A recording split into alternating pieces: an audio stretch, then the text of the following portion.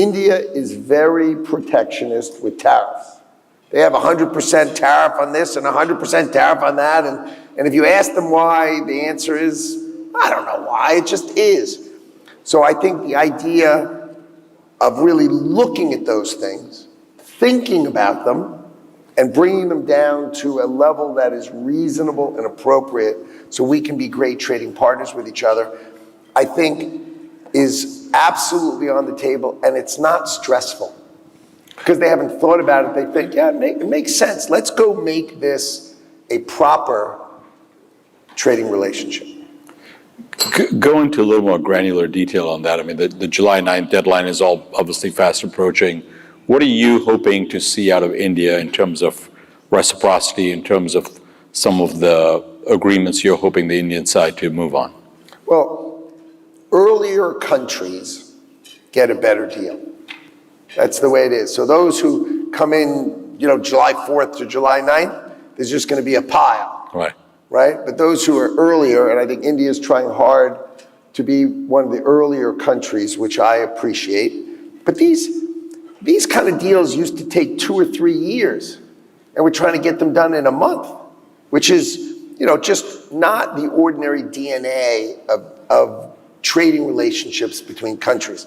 But what I hope to achieve is we would like market access. We would like our businesses to have reasonable access to the markets of India. Now, it's not going to be everything, and it's not going to be everywhere, but we want to have the trade deficit reduced. Now, in exchange for that, what India is going to want is they're going to want certain key markets that they're going to want to make sure that they have special access to the American marketplace. And so that's the trade-off. If I say, look, I'll treat you incredibly kindly on the things that are really important to you, and you bring down your tariffs and give us market access, and let's find the proper place in the middle. And I think if you have the right person on the other side, and what happens is if they put a normal trade minister, it's an endless set of talking and no outcome, because they're used to saying, this kind of deal will take 3 years, we'll get this done in 2 years. And that's not really fun for me. So the idea is when they put the right person, and India put the right person on the other side of the table, and we've managed, I think, to be in a very, very good place, and you should expect a deal between the United States and India in the not too distant future, because I think we found a place that really works for both countries. So you're pretty optimistic, it sounds like. I would say very optimistic would be sort of the way it comes to mind. And can you speak a little bit from your background? I've known you for a long time. You've looked at capital markets. You're looking at all kinds of moves. Give us a little sense of the Indian economy from where you sit, both in your current role and in your past role, and where do you see some of the biggest growth coming from, and how can the U.S.-India relationship help engender further growth there? Well, so the Indian economy is extraordinary. Your human capital capacity is amazing. Your growth rate is amazing. But there were certain things that the Indian government did that generally rubbed the United States the wrong way. For instance, you generally buy your military gear from Russia. That's a way to kind of get up, under the skin of America if you're going to buy your armaments from Russia. So I think India is starting to move towards buying the military equipment from the United States, which then goes a long way. And these kind of things, just creating that relationship, being a part of BRICS, right? Which is, let's move to not support the dollar and dollar hegemony. That's not really the way to make friends and influence people in America. So, the president calls that out directly and specifically, and the Indian government is addressing it specifically and directly. And that's how you move on to a really positive place, is put it on the table, address it straight on, resolve it straight on, and get to a really good place. And I think that's where we are. Mr. Secretary, talk a little bit about manufacturing in India, because obviously there's a number of companies, including a couple of companies here, who are looking to invest further in manufacturing in India. What's your view of that? Do you think the U.S. will be doing more to help push more manufacturing in India, in addition to obviously manufacturing in the United States? Well, I think the United States wants to bring advanced manufacturing back to the United States of America. All right, that's a key industrial platform for us to bring back domestic manufacturing and reshoring in America. Right? So now there are enormous number of product categories that we are going to be delighted for India to produce. And what we're going to have is you'll sort of have a trade deal that says, look, these kind of industries would be great for India to produce. And in fact, there are enormous numbers of industries that we'd really like to go to India, right? And what happens is you create this sort of trade deal that puts India in a unique position, right? Because it'll have a special relationship with the United States. In certain industries, it will have a better tariff relationship than most other countries in the world, which means India will be the beneficiary of those kind of products. So some will need to be reshored to America, right? But they'll be replaced with incredible opportunity for India, which has one of the most extraordinary economies, one of the most extraordinary, the key that makes an extraordinary economy is the determination of the people. How much do your people care about being in business? How entrepreneurial are they? How much do they drive to be better for their families?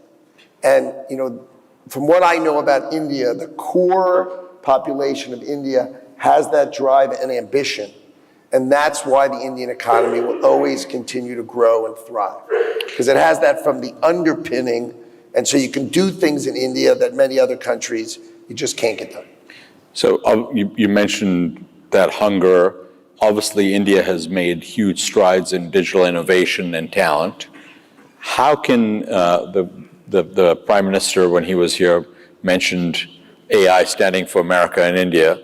When you think about artificial intelligence, cybersecurity, emerging tech, do you see opportunities for collaboration on that front? Well, our view of AI and the best chips in the world was the Biden administration had a very constrained view. And the Trump administration's view is embrace your allies, have your allies join you in the AI revolution, right? Have them come with you. So we are willing to sell our best chips, but they have to be done in certain ways so they can't end up in the hands of those that we don't want to have them. We don't want them training their models on that kind of thing. So we have a variety of rules, but basically our idea is that we want to embrace our allies and our friends in a way that is much more open than the Biden administration, not even on the same hemisphere. So we love our allies. We want our allies to participate in the AI revolution with us. And if India is interested, which of course it is, and it wants to build giant data centers and be a part of that model, we are ready, willing, and look forward to embracing India as a partner and friend in that path. And how are you thinking about Indian talent in the United States, in the U.S. innovation ecosystem, especially considering ongoing visa and immigration discussions? How do you see that pipeline remaining open? Do you feel pretty optimistic about that? Because obviously the U.S. has been a great hub for a lot of Indian talent coming here too. Well, the success of Indian entrepreneurs in America, they lead so many.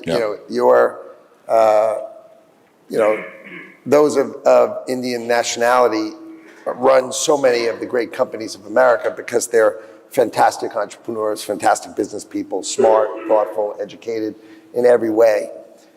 But I think the ordinary path of immigration for America is changing, right? The Trump card is coming out. I expect the Trump card will create really an enormous opportunity for people to have the ability to come to America. I think we are going to be incredibly successful in India. So when people ask me, when are you coming to India?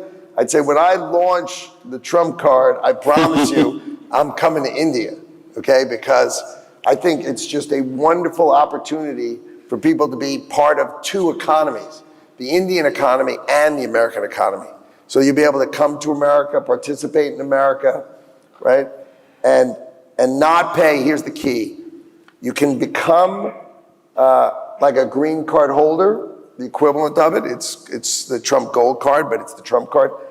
You can do it that way and pay global tax, or you can keep everything the way it is and just pay US tax on US assets, and you pay nothing on your global assets and no inheritance tax and none of that kind of stuff either, right? And that's what we're gonna call an international entrepreneur.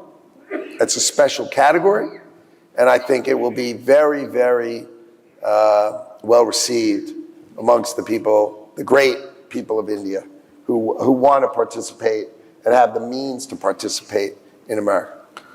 I'd love to get your take on two sectors. One you know well, capital markets in India. What's your take on how you view capital markets in India as a partner for U.S. investors? How do you see the development of that?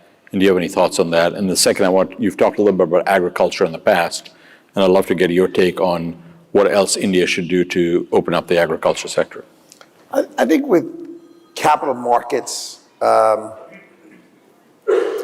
better your markets and the rougher your regulators are on your companies, so that their books are beautiful, that their quarters are consistent with American models, would be the way that India can then attract outsiders to go public in their market. Because the Indian market has so much opportunity and scale to it, that the opportunity for rigorous accounting and rigorous regulatory oversight of your securities industry will produce benefits far beyond what you consider. So I think that's a great opportunity for India.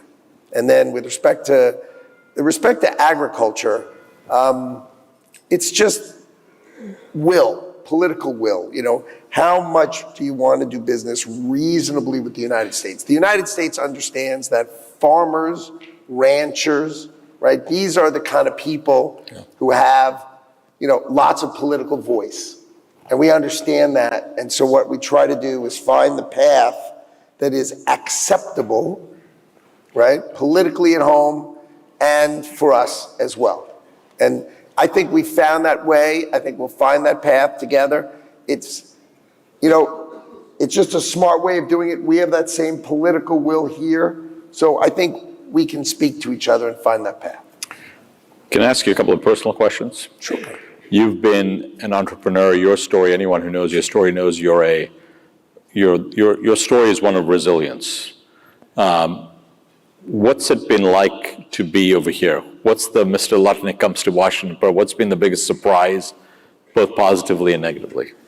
So I've been my own boss, or I was. I was my own boss for more than 30 years. I worked at the same company for 41 years. I became the CEO when I was 29, the principal owner of the company when I was 35. If you had told me on November 1st that I would not be working at my company and I will have divested, sold my company and own nothing of my company, which I own nothing of my company now, I would have said, that's a joke, that's impossible. That's November 1st when I was on the campaign trail with Donald Trump and I was helping him and advising him and traveling around with him. But I was there to help him get elected, and my idea was to stand on the train platform and wave goodbye, right? I was going to do transition, and then afterward I was going to, go back to running Cantor Fitzgerald with my great friend in the White House. But if you remember, the transition went so smoothly, so swiftly. And the president enjoyed it so much because I know him really, really well. And so I knew what he wanted to see, how he wanted to see it, and I had it all set up for him. And he didn't want to talk about transition 1 minute before he won the election. So he wouldn't talk about it at all. So he just trusted me to do it. And Last time, by the way, he trusted Chris Christie to do it, and he fired Chris Christie a couple of days after election day and had to start again. So think of how messed up that would be. So in this case, he trusted me completely, and if you remember how quickly it went, and so he just had such a good time, he started talking to me about serving. And the biggest difference is I am absolutely not my own boss. Like my friends go, you have a boss, because I'm like, oh, the boss says this, the boss says that, I can't. My wife says, when are we taking vacation? And I said, I have no idea.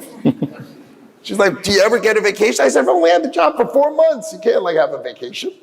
And can't say, boss, I need 5 days off. I have a boss. But what I'll tell you about this boss, he is the most intuitive person I have ever met. Every time he asks me something, he's right. He says, on commercial ships, why do they always have that flag? I never know what that flag is. What is that flag? Like, none of you know what the flag is. On every commercial ship, cruise ship you've ever seen, generally the #1 flag is Liberia. Well, Liberia, Panama, these are all flags of convenience. The whole thing is a scam. Okay, it's all a tax scam. So the fact that he asked me he knows, he always asks these kind of questions, and they are so insightful every single time. And so you just end up with so much respect for the man, because he actually, instinctively understands so much. And then you sit with him and he knows how to call Putin, and he calls Xi, and it's just, look, if you're going to work for somebody, right, the only person to work for is Donald Trump in his second term. Because you imagine you walk into the Oval Office and you've never been there before. So what you do is you ask other people, how do you do this? Right? Now he walks in, he knows exactly how to do it, and he's thought about how to do it better for 4 years. So he comes in, fire. I got 4 years, let's go. And every day he knows what to do and how to do it, right? He runs press conferences every day. Every day he's willing to talk about everything. He sits at his desk, he calls the press in, he talks to them, he talks openly, he tells people what he thinks, he gets on the plane, he walks in the back and he just has a chat.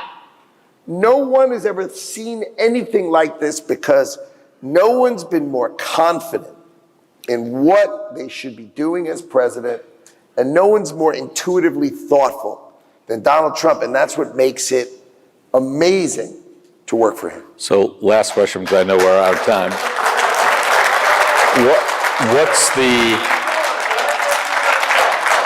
What's the advice, given that it is the second term, for the people in this room, many of whom are leaders in the U.S., of big U.S. companies, some are leading big Indian companies, given that it's the second term, given that he's confident, what's the best advice for this room in terms of engaging with you, with President Trump, with this administration that's different from the first term?